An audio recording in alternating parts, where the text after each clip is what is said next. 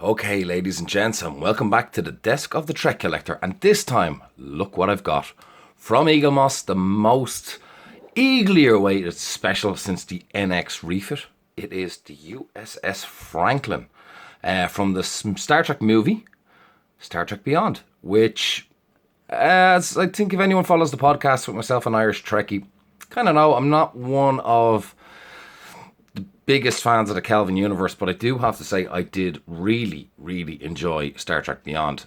And this ship was designed by Sean Hargraves, and I have to say myself and Damien had a pleasure of talking to him on a podcast going back, and we liked the way how he restyled the Enterprise Plus as well. We have to say we love this ship. It is an absolute beautiful ship. So we'll just take a quick little look inside the magazine. I'm not going to go too much into the magazine, guys, because I know everyone just really wants to see the ship. One thing I'd say that everyone was kind of hoping for would be the crew complement, which we don't have, unfortunately. That still remains a mystery. We do know it's a very, very small ship. So there is some nice photographs in here. Sorry about the lighting, guys. It's very, very reflecty and glary today. This is a lovely picture. We've seen this the promo before the movie as well. And I know some people have been criticising the Franklin from Eagle Moss already at the start because we're looking at one from QMX. Now, the QMX one was done on prototype drawings and wasn't the final version. And I think Eagle Moss, as we all thought initially, would actually do a good job on this ship. And I think they have. There's a design that Sean initially was going to do with the nacelles underneath. So kind of like the Reliant. And the gas thing is, Sean's nacelles got flipped. Kind of a similar story to the Reliant, because originally the Reliance nacelles were meant to be the other way round. They were meant to actually be up. But somebody got the Reliance drawings and looked at it upside down. And that's how the Reliant had its nacelles underneath. So yeah, fairly cool. I'm kind of, for one, kind of like the way the nacelles ended up on top. Very similar to the NX 01. Everyone kind of says it. But in fairness, you know, Star Trek ships have a kind of set template, two nacelles and a saucer. So, you know, I know Sean got some flack over this, and I think it was very, very hard. I think he's done a fantastic job on this design. I think I can see an evolution of design. I can see this literally fitting in before the NX-01, Archer's Enterprise. And I think that's why a lot of the fans, some true Star Trek fans, actually really, really love this ship. Because, you know, you can actually see the development of how the ship came before the NX-01. Now, guys, here's the box. It's in the special box as normal. Nothing too special, nothing too fancy about it. And let's open her up. Now, I've been waiting to open this one for a while. So again, good old Eagle Moss, well protected for their specials. And here she is. Wow. So we'll take her out. We'll get the stand out as well. We'll get close up in there now. We'll get the bits and pieces out, and I can do my normal fling the box away. Now, box is gone. So let's get in dirty and close. So straight away, look at the paint applications on this, and look. Oh wow, they've really dirtied this model up. They've done a fantastic job on the paintwork on this. Nice and close. We have a view screen. Is that off center? It is off center. Damn. Okay, so the view screen is misaligned a bit. And let's see if we can get in close to these windows. Okay, same problem as the TOS, the Jumbo TOS. As we can see, there's the holes for the windows. The windows have been printed down below, so misaligned windows, which is a shame. That kind of goes the whole way around by the looks of things. Let's get in close to these nacelles. Now, no pennants, but very hard to make out where the pennants on it in the movie. I'll have to go back and check again, but I think this is fairly screen accurate, better than the QMX one. I think the paint colour, the hull colour seems to be correct.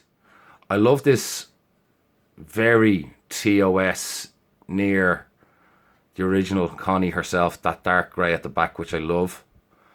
I like the way how he's bulked out the nacelles again. So even, even looking at this to me could actually fit into the prime line, which it should do anyway, because the timeline wasn't altered by this point.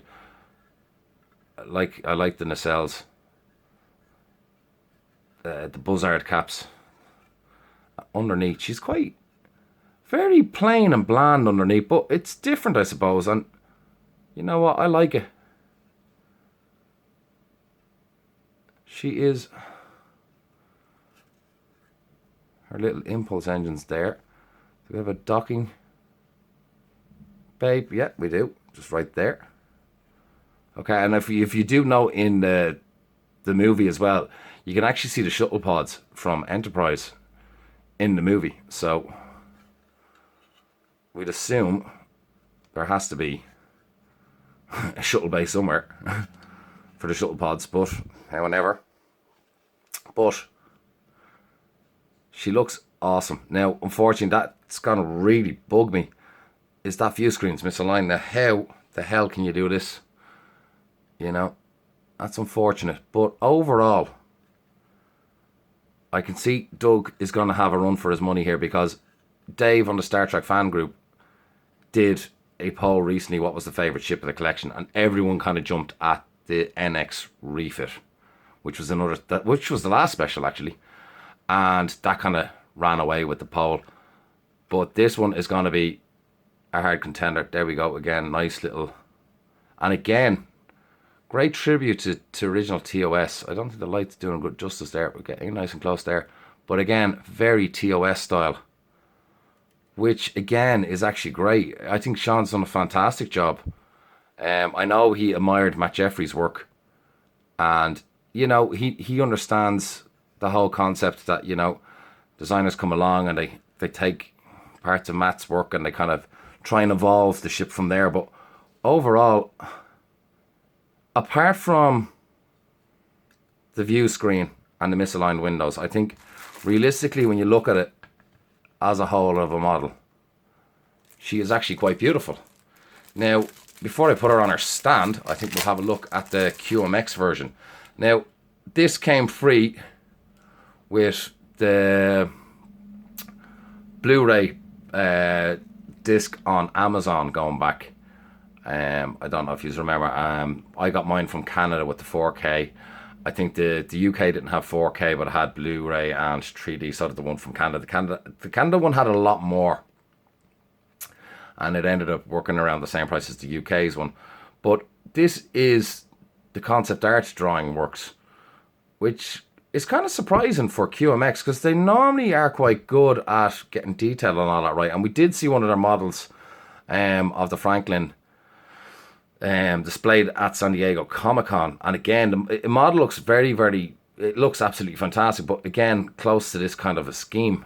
But I think Eagle Moss have actually got it correct to what we actually seen on the movie. And again, myself and Irish Trekkie on the Nerd Escape podcast, when we were talking before, we spoke to Rick, and Playmates used to have that back in the day when they were when they were getting the designs for their ships.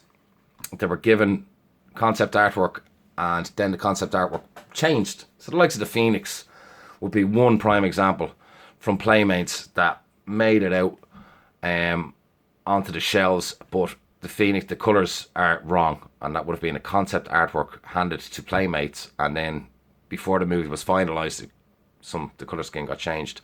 So maybe it's a Paramount thing. But there's the two side by side. I have to say now, she is a firm favourite of mine. I was really looking forward to this ship, and I'm actually delighted to have it in the collection. I think Sean has done an absolute amazing job with this ship. On the stand, it actually mounts very well on the stand. Very, very comfortable. She is a beautiful, beautiful ship. Get side profile there. Detailing is fantastic. As I said, like, they've really smudged it up, made her look old, which is really, really nice. The only shame, as I can say, is what I'm looking at is just the misaligned windows at the front and the view screen. But overall, This is a fine addition to anyone's collection. And before I head off, I am going to show her beside the NX refit.